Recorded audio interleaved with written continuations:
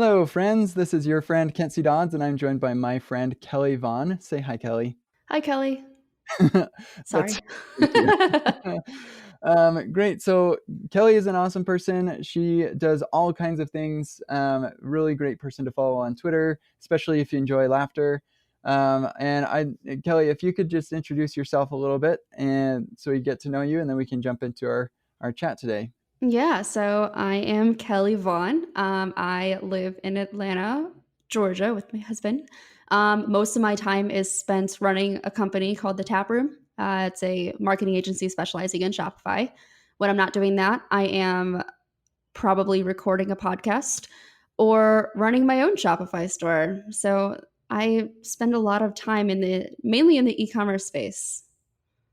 Yeah. So your Shopify store has gotten a lot of attention on Twitter recently. A lot of people enjoying the products that you're creating. I'm actually curious. Well, could you describe what some of those products are, and then where you came up with the idea to make your own Shopify store? Yeah, so it's all development merch you didn't know you needed. That's what I like to what I like to call it.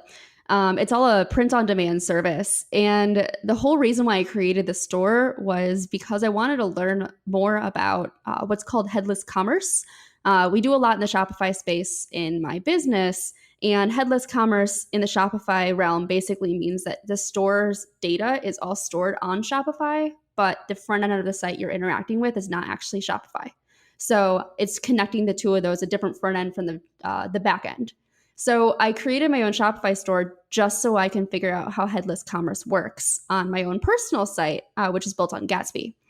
And I decided I needed some test products. So I took one of my tweets that I thought was funny and I took a screenshot of it and I uploaded it to Printful, which is the print on demand service that I use, and it generates these stock photos that you can use to advertise your products. And one of the stock photos was the mug. I was a mug that I was creating with the Git log, and it was just surrounded by donuts. And I thought it was hilarious, so I decided to post a picture of it on Twitter, and people started replying saying, "No, seriously, I actually want to buy this." So I was never actually intending on launching this store. I just wanted to see how it would work. And I ended up opening it up to an actual store, and it's been way more successful than I was expecting. Yeah. So you have like way more products now. Like, how many products do you have right now? That's a good question. I think I'm nearing at least 50, and I have a long list of ideas that I want to keep on creating products. But like a lot of these things come off just like I'm typing up an email, and like my most recent sticker that I created was just one that says per my last email because I had just typed that in an email. I was like, oh, that needs to be a sticker. And so it's just like they just randomly come up in my head. Yeah, and you're using Printful for all of this stuff, or like, so like one thing I would love to make my own products and stuff, but I don't want to deal with the logistics nightmare that I feel like would be involved there. So, are you actually creating any of these products and shipping them off, or does Printful do all of that stuff for you? They do it all for you. That is the Wow. beauty of the print on demand services.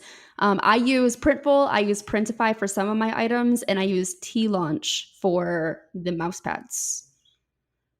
Very cool. Well, we'll have to look into that. Maybe I'll make a shirt or something. I don't know. You should. That's It's fun. so That's cool. easy. Yeah, that's super cool. Really amazing what we can do with our, the technology that we have these days. So Kelly, what we were talking about, what we wanted to talk about today, and one thing that you are super into is personal finance, and in Yes. particular because you're an entrepreneur, you run your own business, and apparently your own Shopify store now. um, yeah, being responsible with your finances is really important for you, and especially with our current generation. I'm actually not sure how old you are, but I'm a millennial, and I am like, I know that lots of us millennials have kind of grown up in this world of abundance, and especially even the younger generation, lots have grown up in a world of abundance and not really caring too much for personal finance, or there are many in the world who are growing in more impoverished situations, who are, literally like they hold the money for as long as they need to like pay their bill. And so like the idea of managing personal finances isn't really a thing because they have none to manage, right? Right. So what are some of the thoughts that you have around personal finance? Why do you think that it's important? And yeah, why do you feel so strongly about it? So I am a millennial as well, and I think I'm like right in the middle of the millennial age range. I don't know. I don't remember what it actually is anymore. Hmm. But yeah, so I went to college for a long time. I have 3 degrees, and I had to pay for those 3 degrees. So I finished grad school with $55,000 in student loan debt. Hmm. Wow. And that was really daunting. And while I was in grad school, I ended up struggling financially way more than I was expecting I would. Hmm. It got to the point where my sister was helping me make tuition payments so I could stay in school, and I was working. And the problem with the side conversation here, but a lot of graduate programs require internships or field placements, but they don't pay you for it, and you Mm. have to pay for this, like the class credits, so you're basically paying to work, and it becomes, it takes away from time you can actually work in general. So I was doing my field placements, I was working a part-time job, and I was freelancing, and I was still struggling to make ends meet. So after I finished grad school, or when I was getting close to finishing grad school, I was like, I need to change something here because my credit card debt is racking up. I'm terrified of actually having to pay off these student loans. And I wanted to be in a better financial position where I wasn't going to be struggling to make ends meet month by month. Yeah, so it was a very personal experience for you that like deciding it was kind of imperative for you to learn how to manage the finances. So what was it that kind of um, like how did you get control of your personal finances in a way where you felt, you know, not maybe you're not totally debt free, but you're happy with the direction that you're going financially? Yeah, so I have made a lot of changes in my life, not only on how I'm spending my money, but how I am budgeting my money as well. And thankfully, my husband is also really big on personal finance, so I was able to learn a lot from him, and he kind of help put me on the right path to make a plan to not only pay off my debt, but begin actually putting away money for retirement. Because at that point, I didn't have a full-time job, I didn't have any opportunity for a 401k or anything like that. So I had $0 saved for retirement, and that is a scary thought. Yeah, absolutely. Like, well, and for lots of people, especially if you haven't secured one of those, high-paying tech jobs or Yeah. whatever, you the last thing you're thinking about is retirement. You're just thinking about how am I going to pay rent this month. So, what would you suggest for people in that scenario? Should they be thinking about retirement, and if so, how can they manage it when they're struggling to pay rent? Yeah, it's definitely going to depend on each person's individual kind of situation. There is a book, it's called Money Honey. It's by Rachel Richards. It is written by a millennial for other millennials. She used to be a financial advisor, and now is doing the went the book route instead. And it's a really great read on basically how you can figure out what it is that your path needs to be as far as paying down your debt and being able to make your monthly payments for, all your bills that you have, and how you can save at the same time. So I think that book is a really great recommendation. It really depends on what your interest rates are on each of your accounts where you're paying back debt, but it is, I think, the most important thing is finding that opportunity to save at least $1,000 when it comes to having an emergency fund. I don't have statistics on worldwide stats, but I know the stats for Americans is a little more public, and I think it's 2/3 of Americans that would struggle to find $1,000 to pay for an emergency.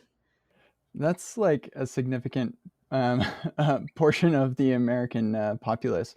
Why do you think, like, isn't the United States or like in many of the world, like there's a bunch of or like abundance, right? Like there's so much money in and value and wealth in the world. Why is it that such a huge amount of people can't manage a unexpected expense like that? I would say it definitely that stat I'm sure includes people who can't pay any, like they're unemployed. Of course, they're going to struggle to make a $1,000 purchase just like anybody else. I think there's a lack of education on personal finance, especially in our generation. When my parents were in school, they had curriculum while they're in school to learn how to do things like balance a checkbook, and we don't use Mm. checkbooks anymore. So there's not so much budget creation or well, balancing anything really, paying off your credit card. We don't really talk about that in school. And so it's a lot of either learning from somebody who already knows how to do it or taking the initiative to learn yourself. And if you're not really thinking about it, you're not really going to, pursue education on that in that area. Yeah, absolutely. So there's the side of people who, like actually, this makes me think of my father, who is a CPA, certified public accountant. He's retired now, but when he was helping people with their taxes, he would have these doctors come in who, brought in a ton of money, and just got used to a lifestyle of spending a ton of money, and somehow they didn't care about managing their finances and wound up in serious amounts of debt, and just wondering like where'd all my money go. Like Yeah. they just so it's not a problem, I guess, that plagues the wealthy necessarily. It's a problem that plagues people who have money, which is there's a conversation that we can have about people who don't have money, and ways that we can help those people. But even those who feel like they have their financial needs totally met, and they just decide I'm never going to look at my bank statement, are like Dangerous. have sorry, what? That was dangerous. Yeah, exactly. It can be a dangerous situation to find themselves in. And so, what would you recommend like people do to start getting a handle on their finances? Like how let's say that I'm doing okay financially, like yeah, every now and then I have something that I want, or that I have to pay for, that I need to save up for, and so I'll do that, but I'm not really taking too much care to think about my finances. What would be some good first steps for somebody in that situation? I think the first step is knowing where your money is going. You have a bank statement, you have credit card statements. Sit down and look at the last, let's say, 3 months of your statements and categorize everything. And whether you want to do it on, pen and paper, you want to use a service like Mint, or you need a budget, or I go the Google Sheets route. I just manually record each of my purchases on a Google spreadsheet, and I can see exactly how all my purchases are categorized and just how much money I'm spending on coffee. Yeah, that makes me think of people who complain about buying an app for $1. Yeah. uh, but then they go off and spend like how much do you well, I'm not going to ask you about your personal finance, but how much do you think the average person spends on coffee a month, or like? Let's say this is somebody who works a full time job. So let's say they're driving to work 5 days a week, maybe let's say 20 to 25 days out of the month. And they're stopping at Starbucks, let's say 3 times a week. And let's say your drink is $5. I'm doing a lot of math in my head right now. That would be $15 a week. That's talking about $60 a month just on coffee. That's like not insignificant, That right? is Like not insignificant at all. And that's not even counting weekends, and the other things that can get away with you or get away from you are especially going out to eat. You don't really pay so much attention to what you're spending when you're constantly eating out. And especially when it's related to like after work celebrations, or just grabbing a drink or two with coworkers or something like that, that money really adds up. And I know Mhm. because I did that research and realized just how much I'm spending. Yeah, I think that like that's a wonderful first step for people to like actually start measuring where your money is going, because it could be a shocking realization like, oh my goodness, I didn't realize, and oh, maybe that's why I'm struggling so hard to find, to be able to afford this, new laptop that I really need for my job, or whatever, my side gig or whatever it is. And maybe getting a little bit of insight into where your money's going is a really good first step on changing behavior. Like maybe you're okay with $60 a month on coffee, or maybe you're like, oh, maybe I could, I don't know, drink water or something, or drink milk in the morning, Or make and coffee at then home. yeah, make coffee at home or whatever it is, so that you can um, start saving for the things that you want to save for. Like if you took $20 a month and started putting it into some sort of fund of some kind, I guess, then yeah, after a while it starts to add up there as well. And I know that there are some apps and things. I can't remember what the app is called, but like every time you spend money, it rounds you up to the next dollar, and or it takes whatever would whatever number of cents it would be to get you to the next dollar, and it puts that in a savings account for you that you can't touch or something like that. It's kind of Yeah. interesting idea. I think some banks might do that too. Yeah, it's an interesting concept. So anyway, being able to visualize and measure where your money is going, I think, is a fantastic first step for people wanting to, at least just see if maybe you could make some changes to the way that you're spending your money. Absolutely. So, what other uh, tips could you give to people who maybe are um, struggling to make ends meet right now? Maybe they're in a boot camp, and they're like, or they're trying to get their first job, and in the process of doing that, they still have to live. Is there certain kind of debt or financial assistance that is acceptable, others that are like pretty dangerous that people should be avoiding, certain practices that they should change, like maybe should they cancel their cell phone bill, or like what are the types of lifestyle changes that people could make to give themselves a little bit more financial stability until they start making money? Yeah. I'll preface this by saying that I'm by no means an expert. I'm a developer, not a financial advisor. So my experience is both anecdotal and just what I've researched and read about over time. One of the things that book Money Honey talks about is there are two ways to have more money. One is to make more money, and the other one is to reduce how much you're spending. Those are the Mm. only two ways that you can do things. Obviously, if you're making more money is great, but that's easier said than done. I mean, you can't just, walk in and ask for a raise and expect to get it, or, get a job if you're currently unemployed, or if you have a family at home, you might not have time to be moonlighting as a freelancer or working on a side project or something like that. So making more money is not always going to be the easiest option. So finding opportunities to reduce your spending is usually where you want to start. And going through your finances and seeing how you're spending your money is where you would begin doing that. If you have, let's say, a gym membership and you're not going to the gym, maybe consider canceling the membership. You can watch workout videos at home if you really wanted to, or you can go for a run. The outdoors are free, so that's always an option. Let's see what else there. Netflix, as great as it is, Yes. you may not, and there are lots of subscriptions like that, Spotify or YouTube Red or whatever these different things. And maybe you don't need to buy popcorn that time you go to the movie, or maybe you don't even need to go to the movie for a while there, reducing the costs like you were saying there. It's really surprising to sit down and see just how many things you're subscribed to. You Mm. never really notice it, especially since all these things are on autopay, and they're on autopay for a reason. They know that people tend to not cancel. I don't remember I don't remember when I actually signed up for Netflix. I've just been giving them my money, even when it increases by $2 a month or it increases by $4 a month. I don't even think about canceling, and that is the kind of thing that is something I should be thinking about. I'm not going to cancel Mhm. Netflix. I watch The Office too much.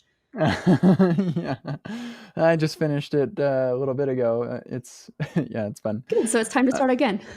yeah, that's right. I actually heard that Netflix might be canceling or taking The Office off of the platform. I heard that Uh, as well, and I don't wanna believe it until it actually happens. yeah. Well, yeah. So reducing your expenditures. What would you say, like, what if I'm struggling to make money at all? So I'm making no money.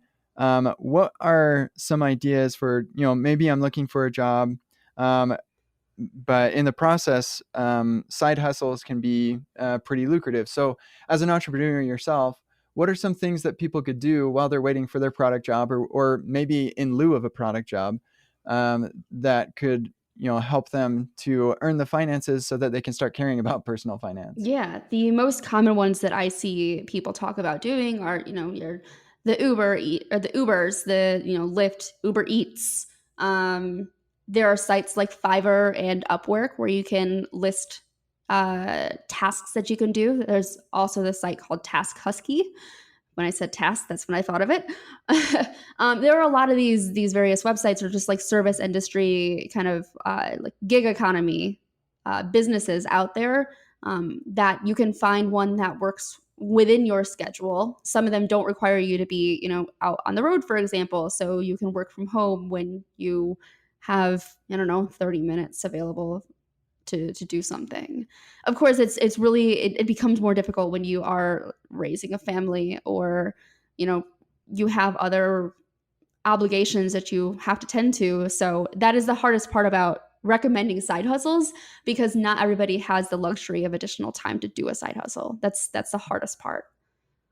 Yeah, absolutely. Like some people barely have enough time in the day to look for a job, and then they have to go take care of a loved one, or children, which Exactly. I suppose they're loved ones. But, hopefully they are. But yeah, very good. So Kelly, as we are kind of coming down to the end of our time here, is there anything else that we haven't really discussed about personal finance that you'd really like to make mention of? The one next step, so we talked about step 1 being see how you're spending your money. Step 2 is make a budget. There Mm, are the systems that, the apps we talked about before, things like You Need a Budget and Mint, they can do it for you. Um, I know Excel like has a template that is a budget where you just plug in the numbers and it shows you where you're at and how you should allocate your money and how much of your money is being spent on, whatever it is you have it categorized as. I personally use that one, and I use Google Sheets to continue to monitor my expenses as they progress. I go to the store and I immediately pull up my phone and I have like a little shortcut on my home screen to immediately plug in that information where it needs to go, just so I don't forget. If you do forget, of course, we all have credit card statements that we can jump to. yeah, and hopefully those are accurate. Yes, yes. Yeah, exactly. Very good. I yeah, I've actually, I'll be honest, I've been really bad about budgeting the last little while. But when my wife and I were first married, I made this really elaborate Google Doc spreadsheet to keep track of our budget, and it was awesome, and it really helped. And one thing that we did, that just was kind of our idea, was this thing we called backward budgeting. I don't think it's really original, but I think we may have been inspired by Dave Ramsey's envelope method, where you put money in the envelope, and as soon as that money's gone, then it's gone. And so the idea was, um, we don't budget the money that we think we're going to make this month. We instead look at the money we made last month, and that's the money that we have available to spend this month, and then we allocate that money accordingly. Fixed expenses, and then a percentage goes into entertainment and stuff like that, whatever's left over. And that seemed to work out really well for us. That's Yeah, pretty much what I do as well, but what my husband and I do. We have our buckets for mm, like the envelopes for this percentage needs to go into, my emergency fund, my home savings, home emergency fund. We just bought a home 9 months ago, and we're learning just how expensive homes are. yeah, um, yep. it's a never ending expense, but it's Mm, it's fun owning a home nonetheless. mhm, But also we have buckets for the things we enjoy doing most. So, and my husband and I like to travel. So we have a specific envelope for travel fund. And once we have enough money to actually take a trip, then we book the trip. The whole point mm. is having the money in there before you spend it.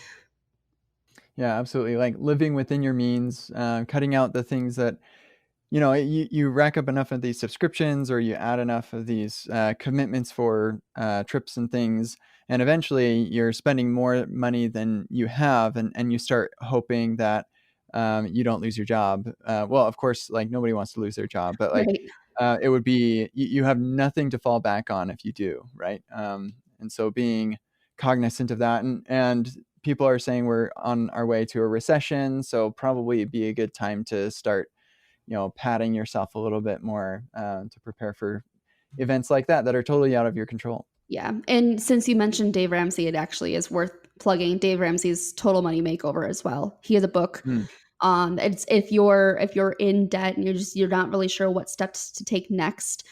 He has a program and a book, which, by the way, the book is available at the library. So mm. consider checking or getting a library card instead of buying books on Amazon. And it's a really great step by step guide of what path you should be taking next. Great. That's a great, and I have a link in the show notes for that too.